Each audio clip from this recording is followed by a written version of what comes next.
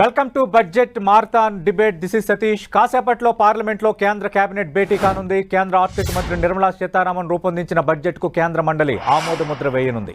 అంతకుముందు రాష్ట్రపతి ద్రౌపది ముర్మును కేంద్ర ఆర్థిక మంత్రి నిర్మలా సీతారామన్, సహాయ మంత్రి పంకజ్ చౌదరి, ఆర్థిక శాఖ ఉన్నతాధికారులు కలిశారు. 2024-25 బడ్జెట్ ప్రవేశపెడుతున్నట్టు రాష్ట్రపతికి సమాచారం ఇచ్చి అనుమతి తీసుకున్నారు. ఇక పార్లమెంట్లో 7వసారి బడ్జెట్ ప్రవేశపెట్టబోతున్న నిర్మలా సీతారామన్కు రాష్ట్రపతి ముర్ము స్వీట్ తినిపించారు.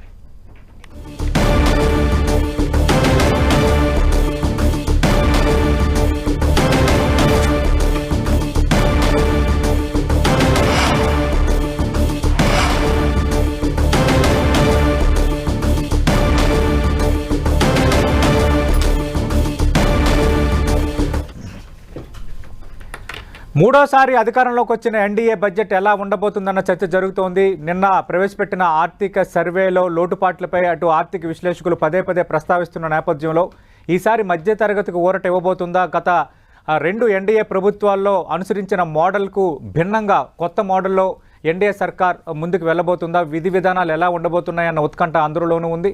అలాగే ప్రధానంగా ఎన్డీఏ ఏర్పాటులో కీలక పాత్ర పోషించిన ఆంధ్రప్రదేశ్, బీహార్, అలాగే 2 తెలుగు రాష్ట్రాలకు విభజన చట్టం ప్రకారం చేయాల్సిన హామీలు, ఇలాంటి కీలక అంశాలను బడ్జెట్లో ఏ రీతిన అడ్రస్ చేయబోతున్నారు? ఇదే అంశంకు సంబంధించి మాట్లాడడానికి ఢిల్లీ నుంచి లైవ్లో సిద్ధంగా ఉన్నారు మా ఢిల్లీ ప్రతినిధి గోపి. 11 గంటలకు బడ్జెట్ ప్రవేశపెట్టబోతున్నారు. ఎవరి అంచనాలు ఎలా ఉన్నాయి? నిన్న ఆర్థిక సర్వే నేపథ్యంలో ఆర్థిక విశ్లేషకుల అంచనా ఏంటి? దేశాభివృద్ధికి 2040 నాటికి భారత్ను అభివృద్ధి చెందిన దేశంగా తీర్చిదిద్దే లక్ష్యంగా ఈ బడ్జెట్ ఉంటుందని చెప్పి నిన్న ప్రధాని మోడీ అన్నారు. సో గడిచిన 10 ఏళ్లుగా మనం బడ్జెట్ చూస్తున్నాం. ప్రజాకర్షకంగా పెద్ద మార్పులతో ముఖ్యంగా అంకెలు మారుతున్నాయి, బడ్జెట్ కేటాయింపులు పెరుగుతున్నాయి. కానీ ప్రతిసారి బడ్జెట్ ప్రవేశపెట్టిన రోజు ముఖ్యంగా వేతనజీవులకి ట్యాక్స్ స్లాబుల్లో మార్పులు చేర్పులు ఉంటాయి.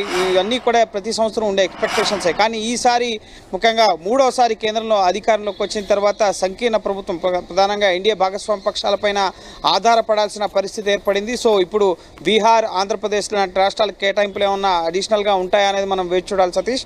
అలాగే ఇప్పుడు ఎలక్షన్స్ కూడా రాబోతున్నాయి. ప్రధానంగా మహారాష్ట్ర, హర్యానా, అలాగే జార్ఖండ్, జమ్మూ కాశ్మీర్లో ఎలక్షన్స్ కూడా రాబోతున్నాయి. సో కేంద్రంలో ఈ ముఖ్యంగా 3rd టర్మ్లో లోక్సభ ఎన్నికల ఫలితాల తర్వాత కొంత బీజేపీ డీలా పడ్డ పరిస్థితి కనిపిస్తుంది. కాబట్టి సో ఈ ఎలక్షన్స్ జరిగే రాష్ట్రాలకి ముఖ్యంగా రంగాల వారీగా కేటాయింపులు ఏమన్నా అధికంగా చేసి అక్కడ ఓట్ బ్యాంక్ అని మళ్లించుకునే ప్రయత్నం ఏమైనా కేంద్రం చేస్తుందా, లేక సబ్కా సాత్ సబ్కా వికాస్ అన్న థీమ్తో ఈసారి బడ్జెట్ ఉంటుంది అని చెప్పి ఆర్థిక శాఖ వర్గాల నుంచి వస్తున్న సమాచారం. కాబట్టి సో రంగాల వారీగా ఎక్కడెక్కడైతే ప్రస్తుతం లోటుపాట్లు ఉన్నాయో, ముఖ్యంగా నిరుద్యోగ సమస్య అధికంగా ఉంది, ధరల పెరుగుదల ఉన్న పరిస్థితి ఉంది. సో ఇటువంటి నేపథ్యంలో ఉద్యోగ కల్పనకి, ఎంఎస్ఎంఈ సెక్టార్స్కి, అలాగే వ్యవసాయ రంగానికి, ముఖ్యంగా ఆయుష్మాన్ భారత్, ప్రధానంగా ఆరోగ్య రంగానికి సంబంధించి, అలాగే గృహ నిర్మాణానికి సంబంధించి నెక్స్ట్ ముఖ్యంగా కోట్ల ఇళ్ల నిర్మాణాన్ని లక్ష్యంగా పెట్టుకున్న పరిస్థితి ఉంది. కాబట్టి సో గృహ నిర్మాణానికి సంబంధించి, ఉపాధి హామీకి సంబంధించి, సో ఈ విధంగా విద్యారంగానికి సంబంధించి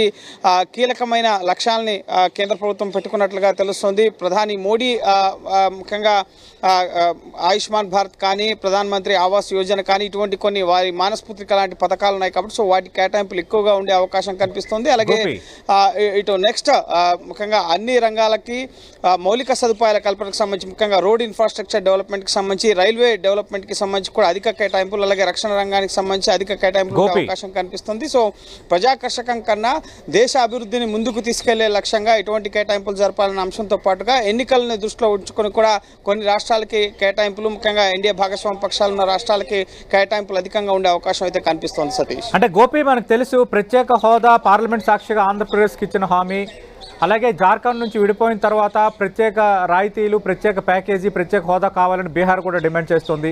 ఈసారి ఎన్డీఏ ఏర్పాటులో కీలకంగా ఉన్న జేడీయూ కానీ, తెలుగుదేశం పార్టీ కానీ, వీరింటి యొక్క కామన్ డిమాండ్ ఇది. అయితే నిన్న మరోసారి ప్రత్యేక హోదా అనేది అది కుదరని అంశం, దానికి ఉన్న అర్హతలు, బీహార్కు హోదా ఇచ్చే అర్హతలు లేవనే అంశాన్ని ప్రస్తావిస్తున్నారు. ఆంధ్రప్రదేశ్ విషయంలో ఆల్రెడీ అనౌన్స్ చేశారు. అంటే మరి దీనికి ప్రతిగా ఏమైనా ఉద్దీపన ఇవ్వబోతున్నారా, ఏమైనా ఆర్థిక చేయూత ఇవ్వబోతున్నారా బీహార్, ఆంధ్రప్రదేశ్కు? ఎలాంటి ప్రకటనలు ఎక్స్పెక్ట్ చేయొచ్చు? ఎస్ సతీష్, ఈ ప్రత్యేక హోదా అంశం ముగిసిపోయిన అధ్యాయం అని చెప్పి మొదటి నుంచి బీజేపీ చెప్తోంది. సో రాష్ట్రాల వారీగా పొలిటికల్ రిజల్యూషన్స్లో భాగంగా ఇటు బీహార్లో ఇటు నితీష్ కుమార్ జేడీయూ వారి పార్టీకి సంబంధించిన సమావేశాల్లో కానీ, ఇటు జాతీయ స్థాయిలో జరిగే సమావేశాల సందర్భంగా కేంద్ర మంత్రులను కలిసినప్పుడు కానీ సో వాళ్ళు అడుగుతున్నారు. కానీ కేంద్రం మాత్రం ఈ రాష్ట్రాలకు, ఆంధ్రప్రదేశ్కి కానీ, బీహార్కి కానీ, ఇటు ఒడిశా కూడా అడుగుతున్న పరిస్థితి ఉంది. సో రాష్ట్రాలకు ప్రత్యేక హోదా లేదు. కొన్ని ప్రత్యేక పరిస్థితులు ఉన్న రాష్ట్రాలకి ఉత్తరాఖండ్, హిమాచల్ ప్రదేశ్, కొండ ప్రాంతాలు, సో కొన్ని ప్రత్యేక పరిస్థితులు ఉన్న రాష్ట్రాలకు మాత్రమే గతంలో ఉండేది. ప్రస్తుతం ఇప్పుడు ముఖ్యంగా ప్లానింగ్ కమిషన్ రద్దయిన తర్వాత, నీతి ఆయోగ్ వచ్చిన తర్వాత ఈ ప్రత్యేక హోదా అనేది ఎక్కడా లేదు అని చెప్పి కేంద్ర ప్రభుత్వం చెప్తోంది. సో ప్రత్యేక హోదా పేరుకు బదులుగా ముఖ్యంగా నిధుల వాటాను పెంచే అవకాశాన్ని పరిశీలిస్తోంది. అందులో భాగంగానే ప్రత్యేక ఆర్థిక సాయం అన్న అంశాన్ని తెర మీదకి తీసుకొస్తుంది కేంద్రం. అందులో భాగంగా ఇటు బీహార్ కానీ, ఆంధ్రప్రదేశ్ కానీ ప్రస్తుతం రాష్ట్ర పునర్నిర్మాణానికి సంబంధించి రాజధాని నిర్మాణానికి, పోలవరం నిర్మాణానికి, అలాగే గడిచిన 5 ఏళ్లలో రాష్ట్రానికి ఆర్థికంగా చాలా నష్టం జరిగింది. సో దాన్ని పూరించేందుకు ప్రత్యేక ఆర్థిక సాయం కావాలని చెప్పి ఆంధ్రప్రదేశ్ కోరుతున్న పరిస్థితి. అలాగే బీహార్ కూడా 30,000 కోట్లను ముఖ్యంగా బడ్జెట్లో కేటాయించాలని చెప్పి అది రంగాల వారీగా ముఖ్యంగా 9 విమానాశ్రయాలను అడుగుతున్న పరిస్థితి ఉంది. అలాగే 3 మెట్రో లైన్లను అడుగుతున్న పరిస్థితి ఉంది. ముఖ్యంగా రైల్వే ప్రాజెక్ట్స్కి సంబంధించిన నిధులు కేటాయించాలని చెప్పి అడుగుతున్న పరిస్థితి ఉంది. అలాగే కేంద్ర విద్యా సంస్థల్ని నెలకొల్పాలని చెప్పి కూడా ఇటు బీహార్ అడుగుతున్న పరిస్థితి ఉంది. సో ప్రత్యేక ఆర్థిక సాయం అంటూ ఒకే రాష్ట్రానికి ఇచ్చే పరిస్థితి ఉండదు. రంగాల వారీగా కేటాయింపులు, రోడ్ ఇన్ఫ్రాస్ట్రక్చర్ డెవలప్మెంట్ చేయడానికి కానీ, రైల్వేస్ మెట్రో నిర్మాణానికి సంబంధించి కానీ, అలాగే అర్బన్ డెవలప్మెంట్ కింద వచ్చే నిధులు కానీ, ఈ విధంగా రంగాల వారీగా వచ్చే నిధులు ఆంధ్రప్రదేశ్కి సంబంధించి కూడా ఇప్పుడు రంగాల వారీగా వచ్చే నిధుల్ని అడిషనల్గా రాష్ట్రానికి ఎక్కువ కేటాయింపులు చేస్తే కనుక రాష్ట్ర అభివృద్ధికి తోడ్పడుతుంది. భాగస్వామ్య పక్షంగా బీజేపీ కూడా అక్కడ ఎన్డీఏలో భాగస్వామిగా ముఖ్యంగా ఆ రాష్ట్రాల్లో జేడీయూ, బీజేపీ కలిపి అక్కడ బీహార్లో ఉంది. ఇటు టీడీపీ, బీజేపీ, జనసేన కలిపి ఏపీలో ప్రభుత్వంలో అధికారంలో ఉంది. కాబట్టి సో మేము అడగడం కాదు, ఇది మీ బాధ్యత. కేంద్రంలో మీరు భాగస్వాములుగా ఉన్నారు, మేము భాగస్వాములుగా ఉన్నారు. కాబట్టి మీరు బాధ్యతగా రాష్ట్రానికి చేయూతి ఇవ్వాలని చెప్పి అడుగుతున్నారు. కాబట్టి సో చూడాలి సతీష్, ఈ బడ్జెట్లో రాష్ట్రాల వారీగా కాకుండా రంగాల వారీగా ఎటువంటి కేటాయింపులతో ముఖ్యంగా బీహార్ మిత్రపక్ష రాష్ట్రాలకు న్యాయం చేస్తారో, అలాగే ఎన్నికలున్న రాష్ట్రాలకు ఎటువంటి కేటాయింపులు చేస్తారు. సో మనం చూడాలి సతీష్. రైట్ గోపి.